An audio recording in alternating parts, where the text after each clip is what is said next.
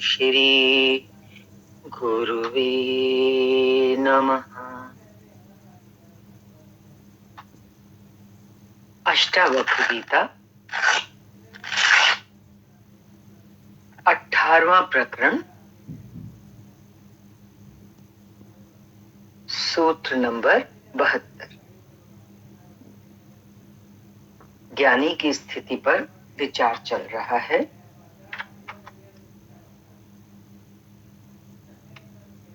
ज्ञानी की परम शांत अवस्था है। वो सदैव शांत अवस्था में ही रहता है। शांति के लिए उसे प्रयत्न भी नहीं करना पड़ता।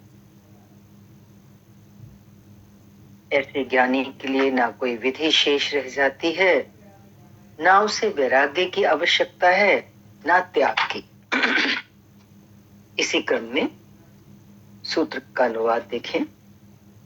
और अनंत रूपों में स्फुरित जो माया है, प्रकृति है, वे ज्ञानी नहीं देखते इस माया को। ज्ञानी को कहाँ बंध है, उसके लिए कहाँ मोक्ष है, कहाँ हर्ष है और कहाँ शोक है। व्याख्या देखिए। ये सृष्टि आत्मा का स्फुरण मात्र है।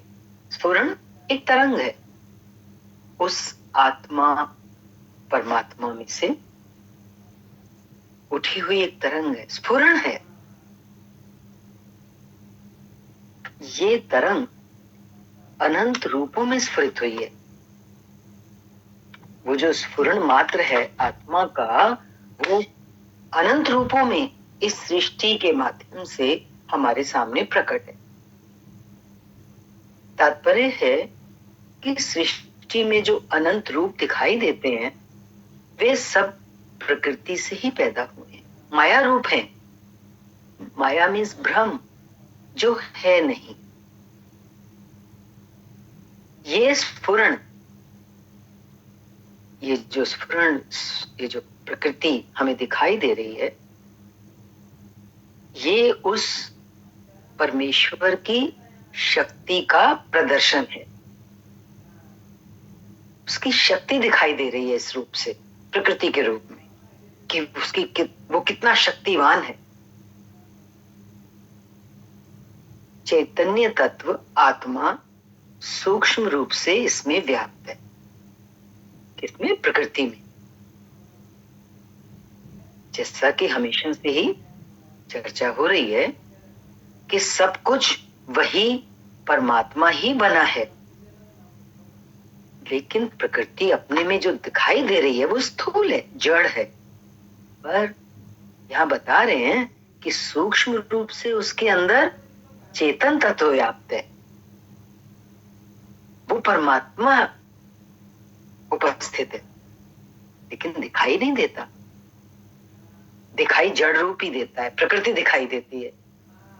अज्ञानी इस स्थूल प्रकृति को ही देखता है और इसी से लुभायमान होता है, आकर्षित हो जाता है इसकी तरफ। वो इसी को सब कुछ समझता है। संसारी अज्ञानी व्यक्ति की यही तो स्थिति है कि जो प्रकृति दिख रही है चारों तरफ, उसी को ही सब कुछ माना हुआ है, उसके अलावा कुछ उसको नहीं मालूम। अब क्योंकि उसने प्रकृति को ही सब कुछ माना हुआ है और उसी की तरफ आकर्षित है, लुभायमान है, तो यही तो उसका बंधन है। कई बार प्रश्न उठता है, बंधन क्या है? जब तक हम यही नहीं समझेंगे कि बंधन क्या है, तो बंधन से मुक्ति कैसे होगी? क्या है बंधन? इस प्रकृति को ही सब कुछ समझ लिया है और इसी की तरफ हम आकर्षित हो रहे हैं। किंतु जो ज्ञानी है, वो इस जड़ प्रकृति को माया रूप समझकर, माया रूप मीन्स जो दिखाई देती है पर है नहीं, माया जो है नहीं, वो समझ गया ज्ञानी। माया रूप समझकर केवल उसके कारण स्वरूप आत्मा में विश्राम कर स्थित रहता है। ये ज्ञानी की स्थिति है। अज्ञानी तो जो प्रकृति दिखाई दे रही है, जड़ प्रकृति, उसी को सब कुछ समझ के बैठा है। और जो ज्ञानी है वो इस जड़ प्रकृति को माया रूप समझ के, माया मीन्स भ्रम, समझ के उसके कारण में स्थित रहता है। कारण क्या है? जड़ प्रकृति का आत्मा चैतन्य। तो ज्ञानी उस चैतन्य में स्थित रहता है और विश्रांति को प्राप्त हो जाता है। इसलिए उसके लिए ये प्रकृति बंध नहीं हो सकती। अभी ऊपर क्या बताया कि प्रकृति बंधन का कारण है अज्ञानी व्यक्ति के लिए, क्योंकि उसने इस प्रकृति को सब कुछ समझ लिया। लेकिन जो ज्ञानी है उसने तो ये समझा कि इस प्रकृति का जो कारण है वो तो चैतन्य है, और वो फिर उस चैतन्य में स्थित हो गया। तो वो उसका जो आकर्षण था वो बिल्कुल समाप्त हो गया प्रकृति की तरफ। तो जब प्रकृति की तरफ आकर्षण ही नहीं है जो बंधन का हेतु है, तो वो तो ऊपर, उससे ऊपर उठ गया ज्ञानी, क्योंकि उसकी स्थिति कहाँ है? प्रकृति से ऊपर आत्मा में। उसने कारण को जान लिया, प्रकृति का जो कारण है चैतन्य, उसने उसको जाना और उसमें स्थित हो गया। जब बंधन ही नहीं है, अब देखो ज्ञानी का बंधन नहीं है क्योंकि वो, उसकी स्थिति आत्मा में हो गई है। तो जब बंधन ही नहीं है तो मोक्ष कैसे होगा? किसका मोक्ष होगा? अतः ज्ञानी बंध और मोक्ष की कल्पना भी नहीं करता। उसके लिए ना बंधन है ना क्योंकि उसके लिए बंधन नहीं है तो वो मोक्ष का भी प्रयास नहीं करता। और सारे जो सुख दुख हैं संसार में वो भी तो प्रकृति जन्य है, इस द्वंद के कारण है। प्रकृति दो दोष से बनी है, उसी के कारण दुख है। स्वयं को मन और शरीर समझने के कारण है सारे सुख दुख। ज्ञानी इनसे ऊपर उठ चुका है। ज्ञानी चेतना को उपलब्ध हो चुका है, और चेतना को उपलब्ध हुए ज्ञानी को ना हर्ष है ना शोक है, वह परमानंद की स्थिति है। ये स्थिति कैसी है? परमानंद की स्थिति है जिसमें ज्ञानी स्थित रहता है। तो इस सूत्र में सारांश में क्या बताया कि बंधन का कारण जो है वो प्रकृति है, जो जड़ है। सामान्य व्यक्ति इस प्रकृति को ही सब कुछ समझ के इसी की ओर लुभायमान होता रहता है, इसी में उलझ जाता है, माया में। ज्ञानी ने यह समझ लिया कि ये प्रकृति माया है, एक भ्रम है, सत्य नहीं है। तो उसकी स्थिति इस माया से ऊपर उठ के जो माया का कारण है चैतन्य, उसमें हो गई। जब उसकी स्थिति चैतन्य में हो गई तो उसका कोई बंधन नहीं है, क्योंकि बंधन का कारण माया थी, प्रकृति थी, वो तो उससे ऊपर उठ गया। तो यहाँ पे ये कह रहे हैं अष्टावक्र जी, जब बंधन ही नहीं है तो मोक्ष किसका होगा? तो ज्ञानी के लिए ना बंधन है ना मोक्ष है, ये समझना है। इसी क्रम में अगला सूत्र लीजिए। अनुवाद है, बुद्धि पर्यंत संसार में जहां माया ही माया भासती है वहां ममता रहित, अहंकार रहित और कामना रहित ज्ञानी ही शोभता है। कहते हैं ना, इस शरीर से लेके बुद्धि तक, शरीर, प्राण, इंद्रियां, मन, बुद्धि, यहां तक क्या चीज प्रभाव करती है मनुष्य के इस अस्तित्व में? जो ये जड़ अस्तित्व है हमारा, शरीर, इंद्रियां, मन, बुद्धि इत्यादि, इसमें माया ही भासती है। क्योंकि माया भी जड़ है और शरीर से लेके बुद्धि तक हमारा ये अस्तित्व भी जड़ है। ऐसे में माया रहित, अहंकार रहित और कामना रहित जो ज्ञानी है वही शोभायमान होता है। शोभा उसी की है। व्याख्या देखिए, संसार क्या है, जरा ध्यान दें हम। संसार में क्या है, क्या चीजें हैं संसार में? किसका नाम संसार है? मोह, ममता, राग, द्वेष, ईर्ष्या, घृणा, प्रेम, कामना, तृष्णा, अहंकार, काम, लोभ आदि आदि, ये सभी कुछ तो है संसार में। इसी का ही तो नाम है संसार। किंतु ये सब इस प्रकृति जन्य सृष्टि को सत्य मानने के कारण है। देखो, ये जितनी भी चीजें गिनवाई ना, मोह, ममता, राग, द्वेष, ईर्ष्या, घृणा इत्यादि, ये सब क्या है? ये प्रकृति जन्य सृष्टि को सत्य मानने के कारण पैदा होते हैं। और ये प्रकृति जन्य सृष्टि कैसी है? ये तो भ्रम है, माया है। तो हम भ्रमित जब तक रहते हैं तब तक ये दोष हमारे साथ रहते हैं। हम इन दोषों के शिकार बने रहते हैं और जिनका परिणाम दुख होता है। ये अज्ञान है और इस अज्ञान के कारण ही तो जीव विभिन्न कष्टों को झेलता है। बुद्धि तक भी, क्योंकि बुद्धि भी क्या कार्य करती है? बुद्धि से भी तो विचार ही तो पैदा होते हैं और विचार हमें कहाँ लेके जाते हैं? किसी कर्म में प्रवृत्त करते हैं। कर्म का परिणाम क्या होता है? या तो सुख या दुख। और फिर तृप्ति आती नहीं बाहर के कर्मों में, उनके फलों में, तो और कर्मों में प्रवृत्ति बढ़ती ही जाती है।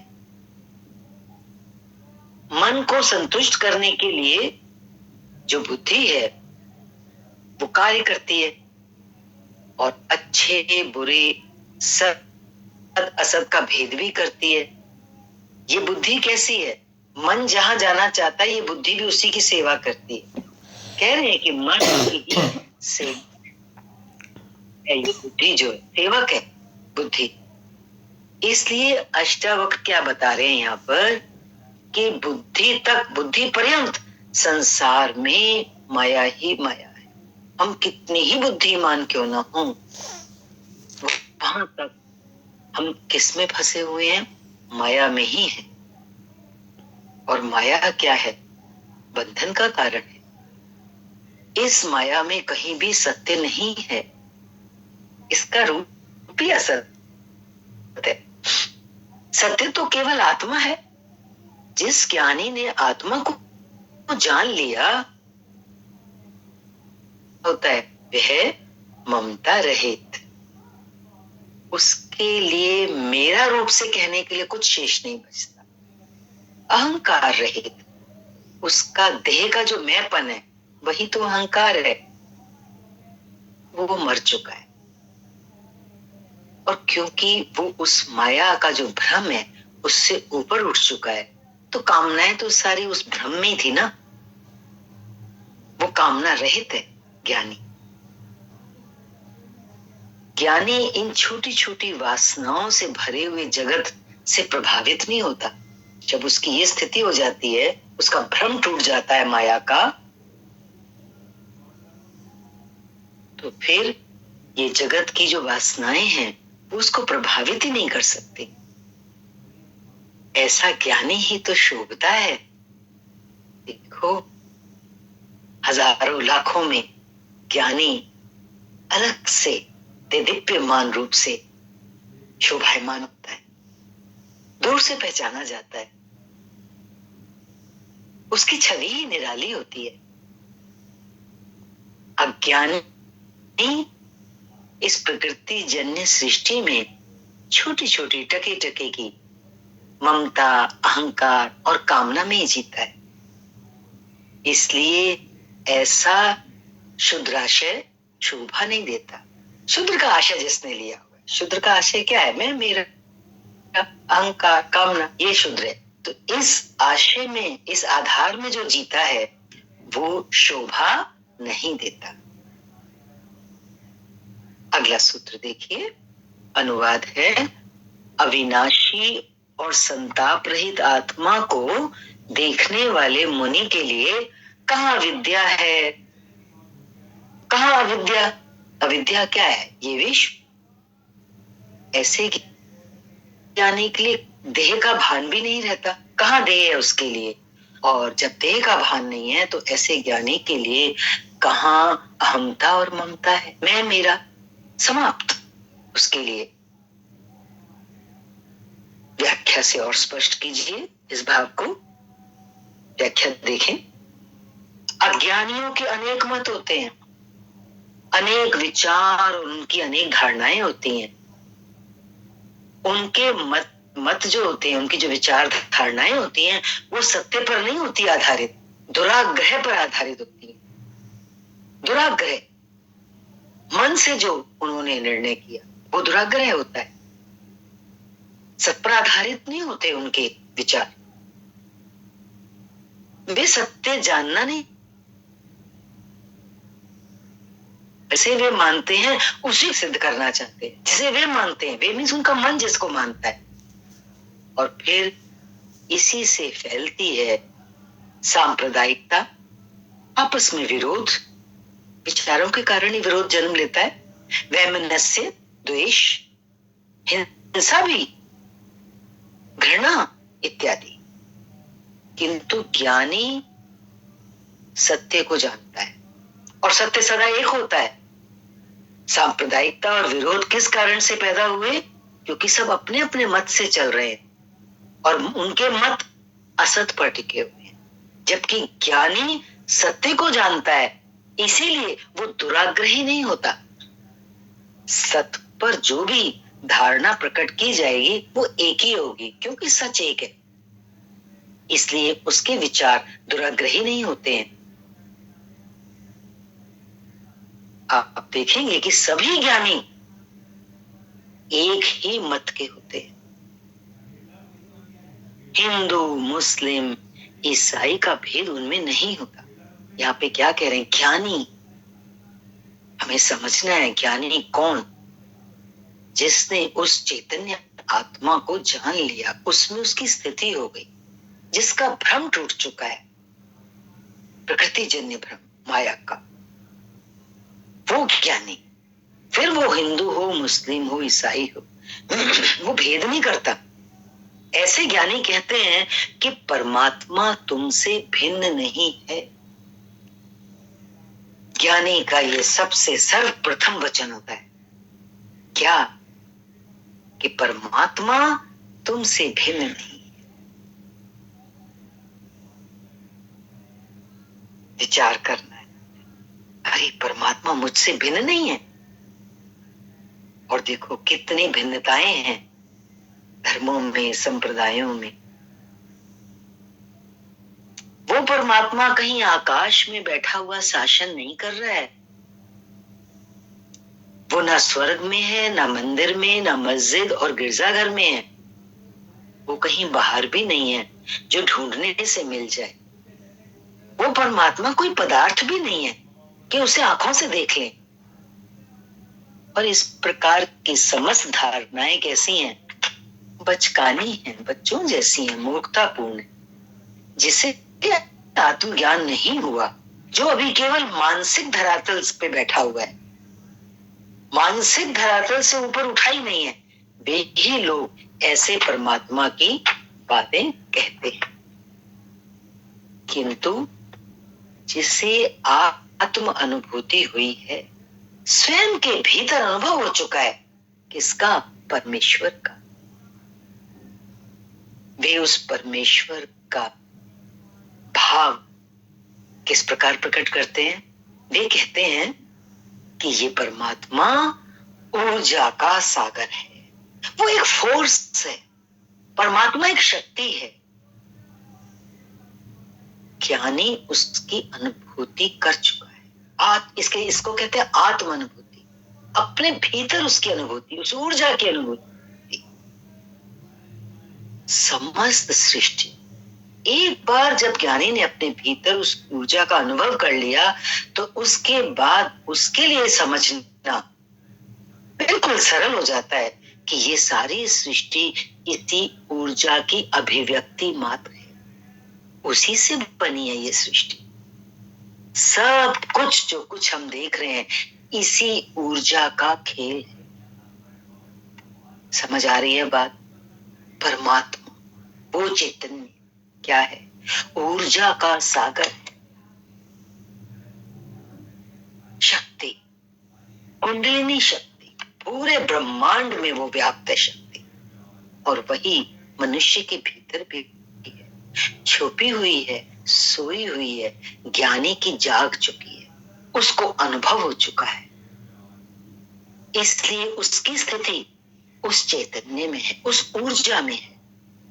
और उसका कहना है कि ये समस्त विश्व जो है उस ऊर्जा का एक खेल है, उसका मनोरंजन है। शरीरस्थ आत्मा, एक शरीर के अंदर भी जो आत्मा है, चेतना है, ये उस ऊर्जा से भिन्न नहीं है जो पूरे विश्व में व्याप्त है। वो वही ऊर्जा है जिसे परमात्मा कहा जाता है। इसलिए आज पक्का करना है कि इससे भिन्न, किससे भिन्न?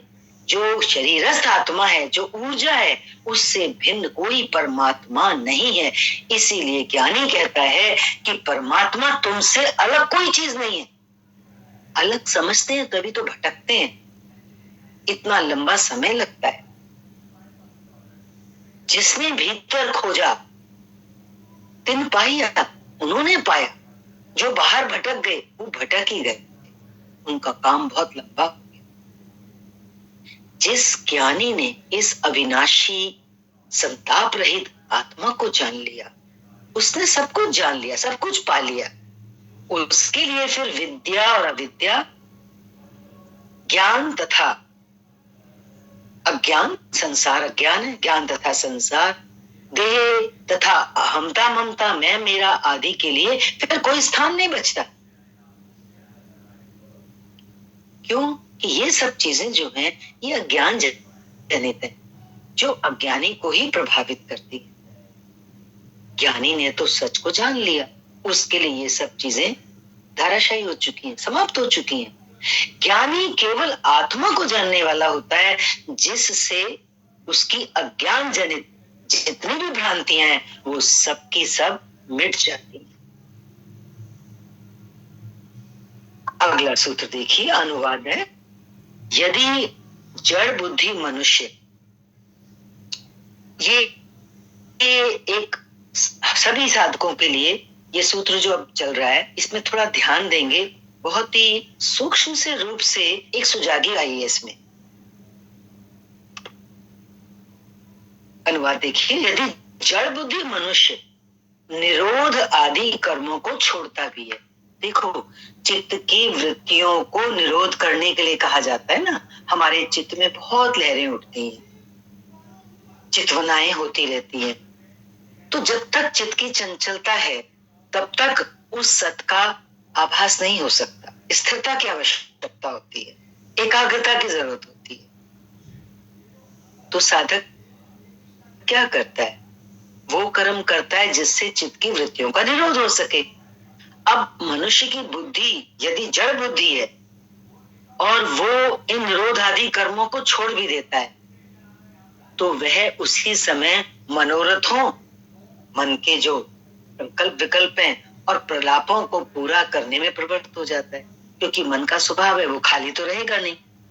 अगर मन चित्त की वृत्तियों को निरोध करने के लिए जो कर्म बताए जाते हैं उनको वो छोड़ दे तो वो दूसरी तरफ लग जाता है।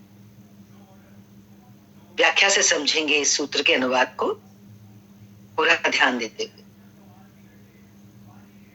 व्याख्या देख रहे हैं, मनुष्य के सारे कर्म, व्यवहार और आचरण क्या है? वो चित्त की वृत्तियों का प्रक्षेपण मात्र है। हमारा मन जैसा होता है भीतर में, वैसा ही हमारा बाहर कर्म और व्यवहार और आचरण होता है। जैसी चित्त की वृत्तियां होंगी, जैसा मन होगा, वैसे ही उस व्यक्ति के कर्म और आचरण होंगे। आचरण और कर्म बदलने से मन नहीं बदलता। बाहर से हम अपना आचरण बदल दें, लेकिन हमारे मन के अंदर जो वृत्तियां हैं, जो संस्कार हैं, वो थोड़ा ना बदल जाएंगे।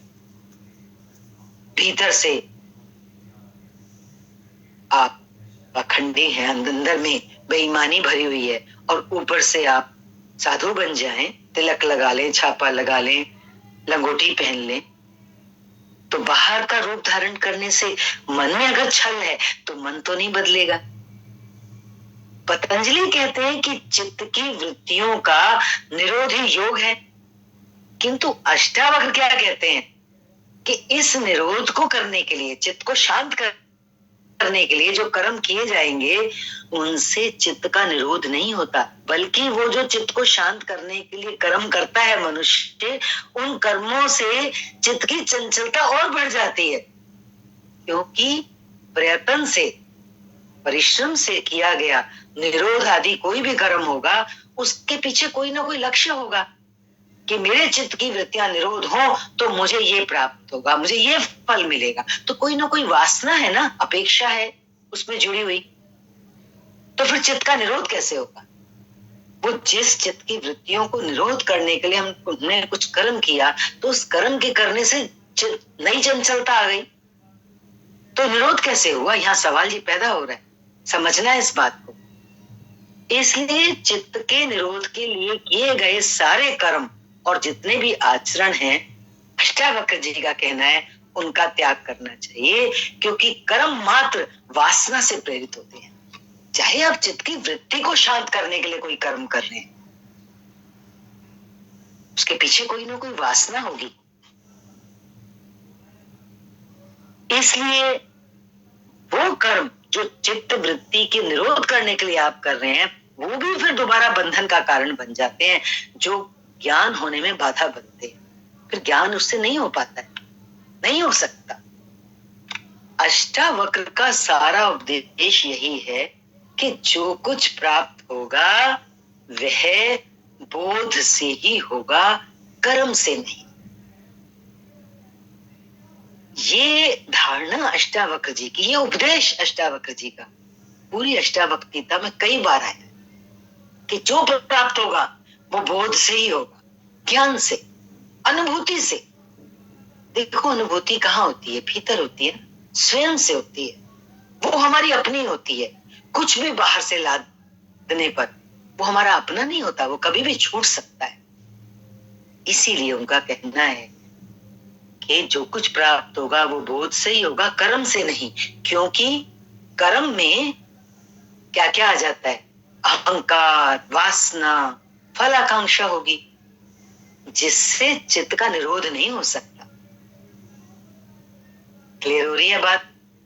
इसलिए सारे के सारे निरोध कर्म, जैसे चित्त की वृत्तियों को निरोध करने के लिए क्या करते हैं साधक लोग?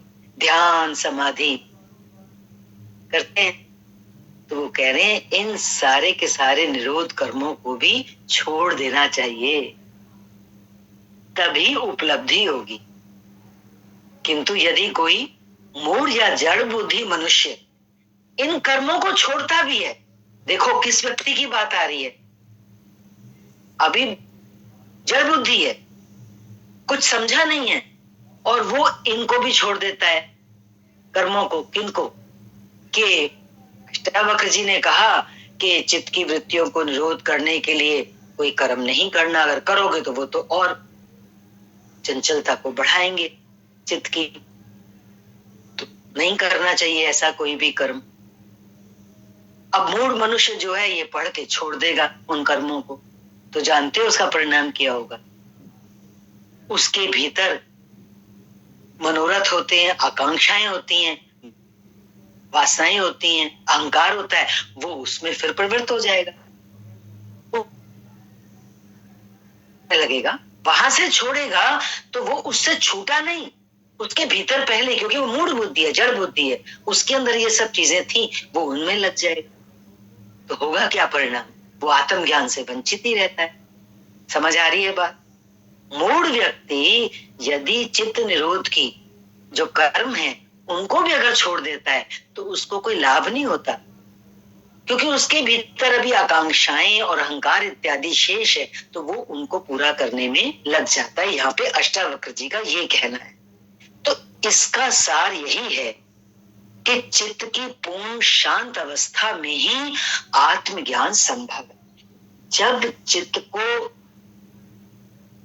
वृत्तियों को निरोध करने के जो कर्म हैं उनको छोड़ने की बात अष्टावक्र जी जो कह रहे हैं वो किस आशय से कह रहे हैं? वो इस आशय से कह रहे हैं कि निरोध आदि कर्मों को करने या उन्हें किसी उद्देश्य पूर्ति से अगर हम करते हैं तो हमारा लाभ नहीं होता और उनको त्यागने से भी नहीं होता। यदि हम सोचे हम उनको त्याग दें तो ऊपर बताया ना कि मूढ़ व्यक्ति तो फिर संसार में प्रवृत्त हो जाएगा। तो अष्टावक्र जी सारांश तो यही कहना चाहते हैं कि चित्त की पूर्ण शांत अवस्था जो है उसी में ही ज्ञान, आत्म ज्ञान संभव है। चित्त की पूर्ण शांत अवस्था, बस इसको समझना है। कुछ भी करने से चित्त अशांत होगा ही होगा। अब चित्त की पूर्ण शांत अवस्था ये हमें ग्रहण हुआ यहां पर इस सूत्र में। तो अष्टावक्र जी का जो उपदेश है चित्त की पूर्ण शांत अवस्था को उपलब्ध होने के लिए उनका क्या कहना है? उनका कहना है वो केवल और केवल बोध से ही होगा। अब बोध कैसे प्राप्त होगा? प्रश्न ये उठता है। बिन गुरु ज्ञान तो होता नहीं। कहीं चले जाओ, कितना भी अध्ययन कर लो, जिसने पाया है वही उंडेलता है। जैसे अष्टावक्र जी ने राजा जनक के भीतर उंडेल दिया सारा का सारा की। और सदा याद रहे राजा जनक पूर्ण पात्र थे। गुरु अंत में आके काम को पूरा करता है। वो जो बोधत्व की प्राप्ति है वो गुरु के माध्यम से ही होती है, क्योंकि गुरु उसमें स्थित है।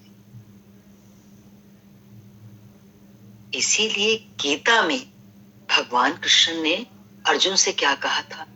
तू सब कुछ छोड़ के मेरी शरण में आ जा।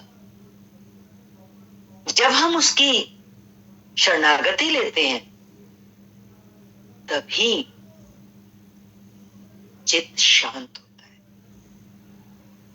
शरणागति से पहले चित्त अशांत ही रहेगा, क्योंकि चित्त का स्वभाव क्या है? चंचलता। जब हमारे इस चित्त को, मन को,